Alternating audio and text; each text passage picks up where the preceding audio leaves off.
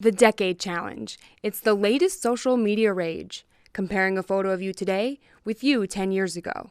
That's how we came across Jason Wickline's story. You know, my life is a stark contrast from the way it used to be today. Just because someone falls doesn't mean they can't get back up. They can fall tomorrow, but just because that happens doesn't mean that's the end of their story. It's all a necessity, a need to feel an emptiness. Mine just happened to land some drugs and alcohol.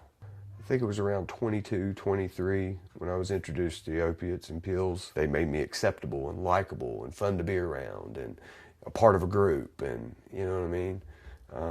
That's what I thought they did for me. What they did to me was turn me into a liar and a thief and a no-count father. I sat on the porch waiting as the whole entire neighborhood was lit up with cop cars and DEA and everything else.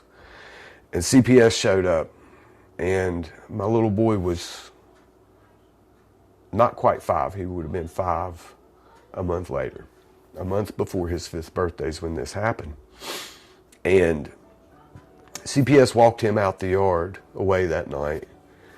And at 4 years old, he turned around and he said, "Daddy, I love you. I'll never forget you."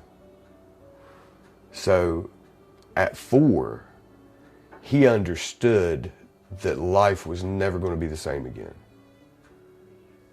He was fully prepared to accept that he'd never see his daddy again. Yeah, I was there physically as a parent, but I wasn't there emotionally.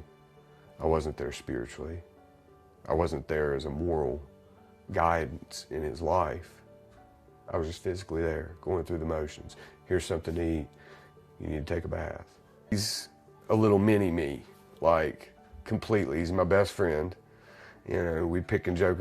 As much as I want to strangle him sometimes, you know, I have to remind myself that, you know, I don't have to tuck him in. I don't have to make him something to eat. I don't have to wash his clothes. I get to do those things.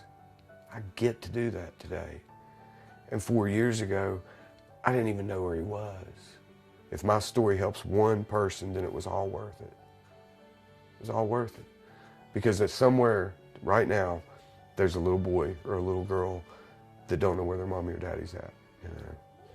And today, my life is rich with meaningful relationships. You know, I have people in my life that genuinely care about me and that I actually really and truly care about. I care about them and their safety and their well-being and how their life is, you know. I care about their happiness. I would have never been that person, you know, 3, 4 years ago. In Nitro, Aaron Noon, 13 News, working for you.